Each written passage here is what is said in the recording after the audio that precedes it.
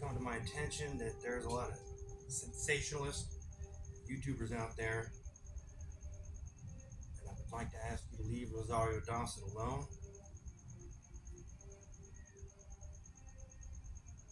I work with John Favreau. I've seen him work. From, from my perspective, I've only seen professionalism. In high school, you know, we followed the footsteps of swingers. John Favreau and Vince Vaughn made that movie, and they showed that to us in our film studies course in high school in Chicago.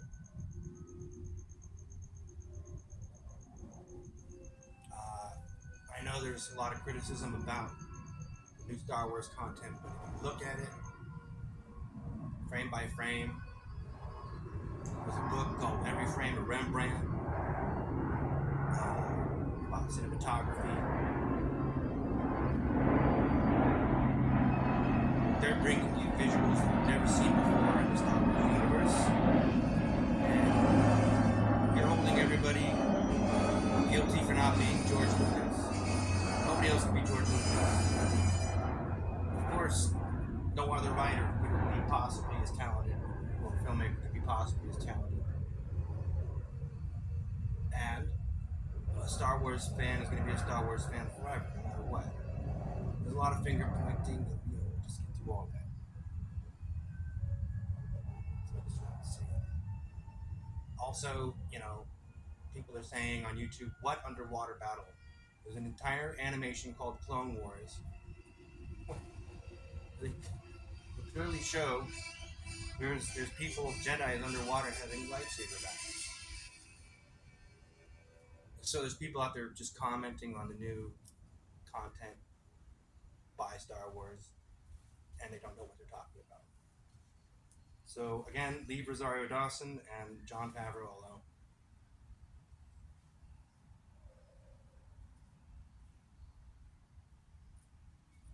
It is worth noting the first Star Wars movie has all white cast. I mean, even though there's the Cantina and alien races, thank God Lando Calrissian showed up.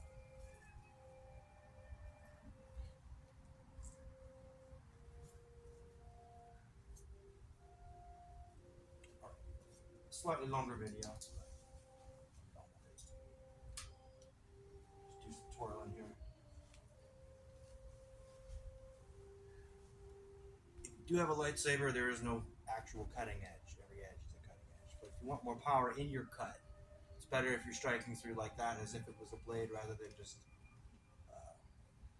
flicking it. But I mean, if you do have a lightsaber, I guess it really wouldn't matter. But there should be discipline behind it, and then if there is discipline behind it, as if you had to make sure that your wrists were turned at such an angle, if you're going up or down, because of the idea that there is a cutting edge, so forth. You'll have cooler looking, more disciplined looking, more authentic lightsaber stuff. So the twirl is cool. I like it. Together. Faded. So alternating.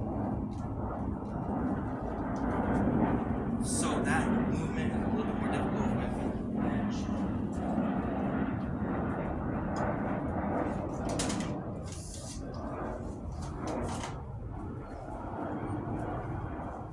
It's more difficult to be more disciplined, you don't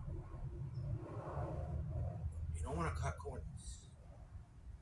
So if I was going to do that move, it would be I can't just flick the blade sideways. It would just be like I'm smacking somebody with the side of the sword, but it should be going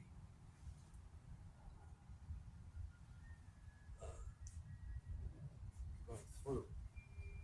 And you stop.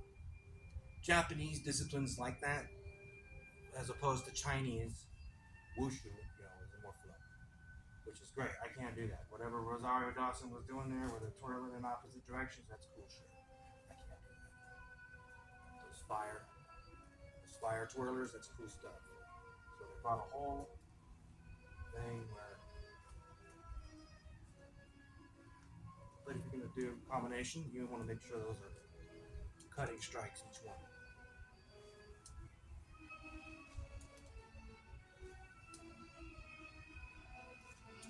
If you're going up, make sure that you're taking into account which direction the blade would be. Mosquitoes. Now, balance is good too. So if you can keep your feet together, like the ball. See how sloppy my form is. Look how sloppy my shit is. Can't even clean.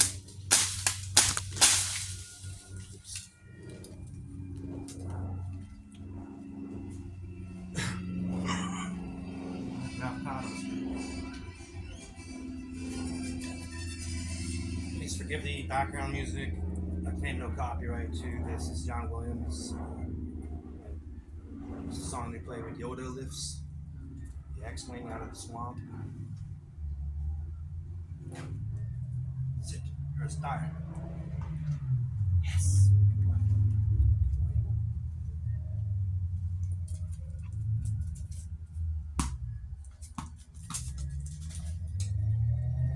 Okay. Check my notes. Make sure I didn't miss nothing. Alright.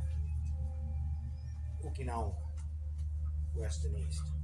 Oh yeah. So I'm wearing a very special shirt today. This is Yak Boy shirt. Another grip. Yak Boy videos and whatnot. So they're from Tibet, and anything eastern for us in here in California, that's to our west, but it's considered eastern. All of that comes from further west.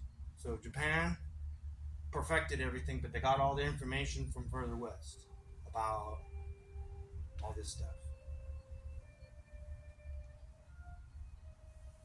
So you can't really just say you invented all that stuff. You just perfected it. You borrowed a lot of things from through Okinawa. It was a cultural hub in Japan. They annexed Okinawa, sort of against their will, which is why there's legends of people using farming tools to defend themselves against samurai. Samurai were the elite. Having a sword was considered elite. There were accounts of samurai practicing the sharpness of their sword by cutting a peasant in half. But they were also sort of your police, so there was corruption. There was good shoguns and there was bad shoguns. And then there was ninja and there was Steve. But this all goes back to like China, India, Tibet. Which brings me to the final note here. The original Star Wars was based on a movie called Hidden Fortress by Akira Kurosawa. Very good filmmaker. George Lucas admired that filmmaker for a great deal. A lot of his shot composition was based on Japanese filmmaking, which is what gives the original Star Wars films that feel. And when you're talking about a Hidden Fortress, well, there you go.